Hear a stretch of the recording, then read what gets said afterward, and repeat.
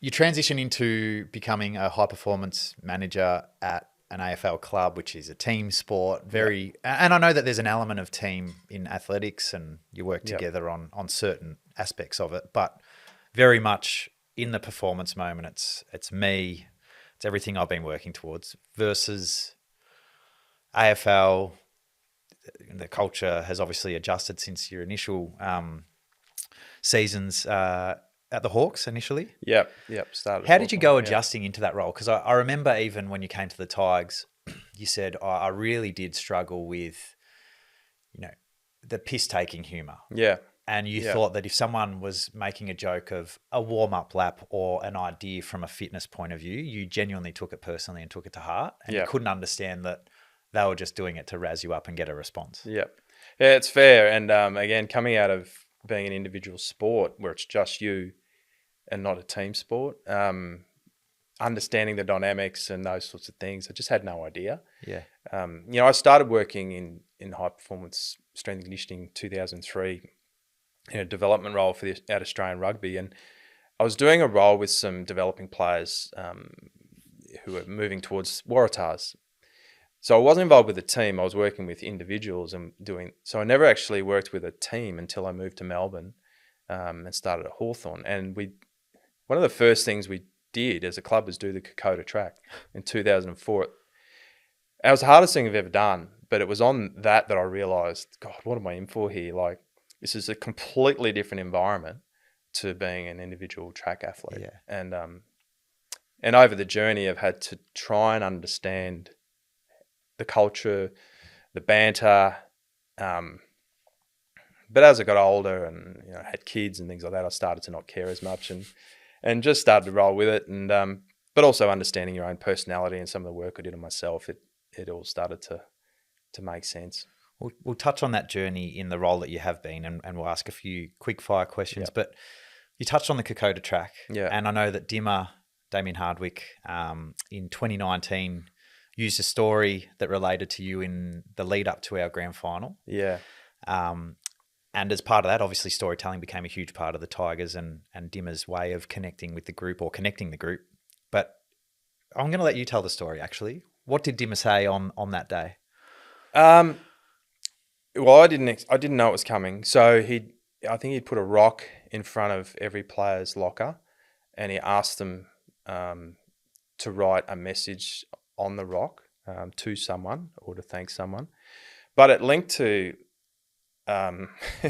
when we did the track in 2000 and 2004.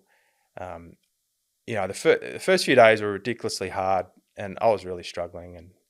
But we had this one moment where we had a morning sort of ceremony, and the locals sang some local music, and it was just quite an emotional time because my dad actually fought in the war, or he flew planes in the war, and over New Guinea, and I didn't know much about that, and since then and my dad had passed away in 2001, so there was a lot of realization that I need to actually learn a bit more about my dad, and what he did.